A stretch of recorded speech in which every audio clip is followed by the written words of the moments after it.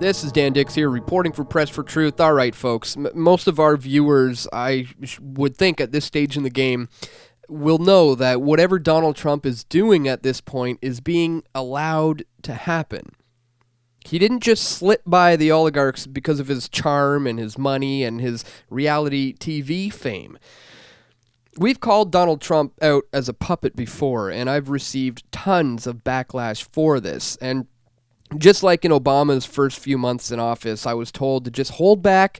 People were saying, hang on here, Dan, let's just wait and give the guy a chance. Let's see how he governs. Well, folks, I'm looking at what's going on in America, and so far the country is more divided than I've ever seen it. I mean, Americans have completely embraced this false left-right paradigm, and it's pinning everyone against each other to the point of all-out violence. And if that wasn't reason enough, now we have one more reason to doubt Donald Trump's integrity. Guys, he may be outside of the Bush-Clinton neocon establishment, but he is still a part of this new world order system, whether he realizes this or not. He's essentially the Barack Obama of the Republicans, just a useful celebrity in order to make you think that your voice matters. And everything from the media backlash to even his own members of his party denouncing him was all a part of this deception. They had to make him look like a true populist outsider, a deception that even some of the alternative media outlets have completely fallen for. And I want to be wrong about this. I mean, believe me, I want Trump to be legitimately the face of a freedom movement that's going to undo all the damage of the American empire. But that's not how things are.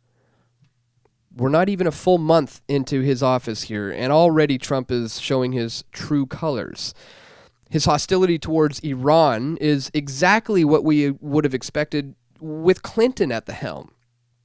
After Iran tested a ballistic missile, Trump tweeted that the country was playing with fire and that they didn't appreciate just how kind President Obama was to them. Not me. Of course, the Iranians responded that Trump showed the real face of the U.S. and proved Iran's claims of the political, economic, social, and moral corruption of the U.S. government, adding that the Iranian people are not afraid of any threat. So, Trump now has put Iran on notice, just furthering this delusion that the U.S. government are somehow the policemen for the world and that they can actually afford their world empire based on paper petrodollars. Now, things started to escalate when Iran conducted this ballistic missile test. This is the first one since Trump took office. And the U.S. is claiming that this test violates a United Nations Council resolution. And already here, we're witnessing Trump's hypocrisy, guys, because he rightfully condemns the UN in order to support, get support amongst Americans and patriots alike. But then he uses the UN's power when it's to his advantage. And of course, Iran is saying that their missile test was for defensive purposes. It didn't carry any nukes, and so therefore it doesn't fall within the sphere of the UN's Security Council influence. But the U.S., of course, says that that answer is just absolutely unacceptable.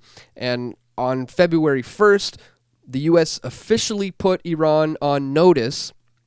And when they were asked about military action, Trump says nothing is off the table. So he just certainly doesn't sound like he's practicing what he preaches.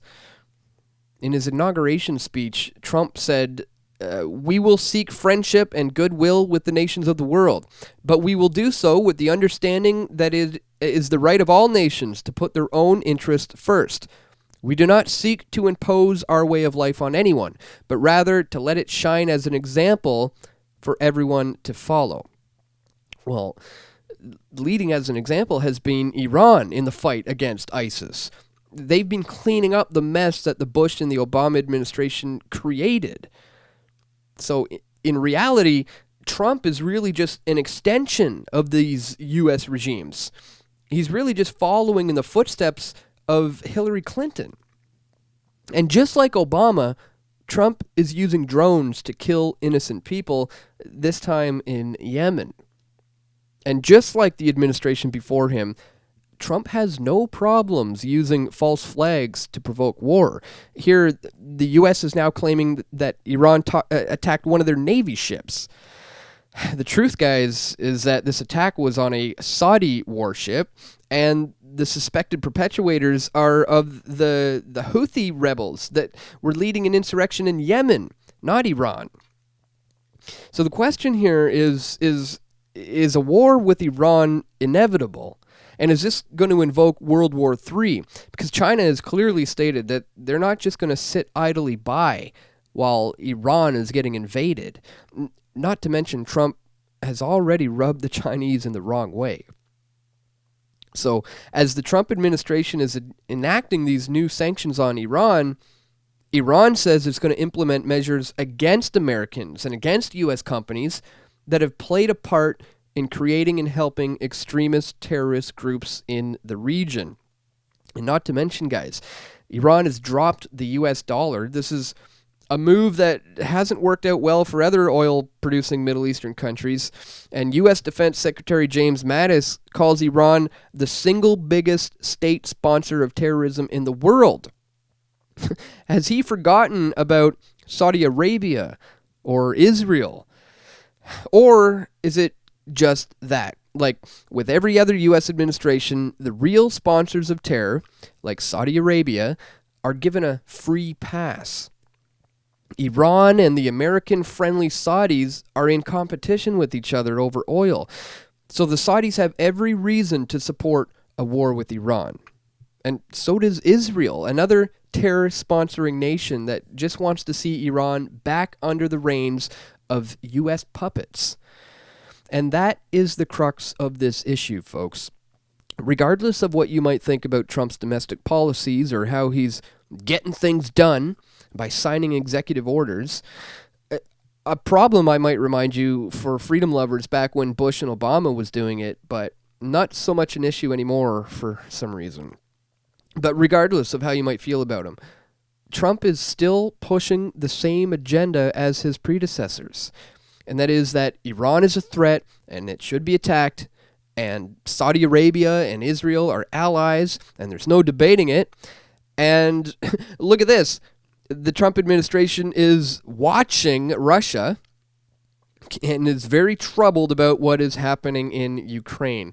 Guys, I think it's safe to say at this point, meet the new boss, same as the old boss. Well, our message here has been consistent for over 10 years now of making YouTube videos, and as things are going to no doubt continue to ramp up, we're going to continue to be reporting on all of this. And with your support, guys, we can be a true, serious contender in the face of the lamestream media. So I hope you'll consider making a contribution. I want to work for you. That's who I do this for. So if you're with me, guys, click on these links right here or check the links in the description and click the like button if this information resonates with you. Share this video and stay tuned, my friends. We're going to have more video reports coming soon. This is Dan Dix reporting for Press for Truth.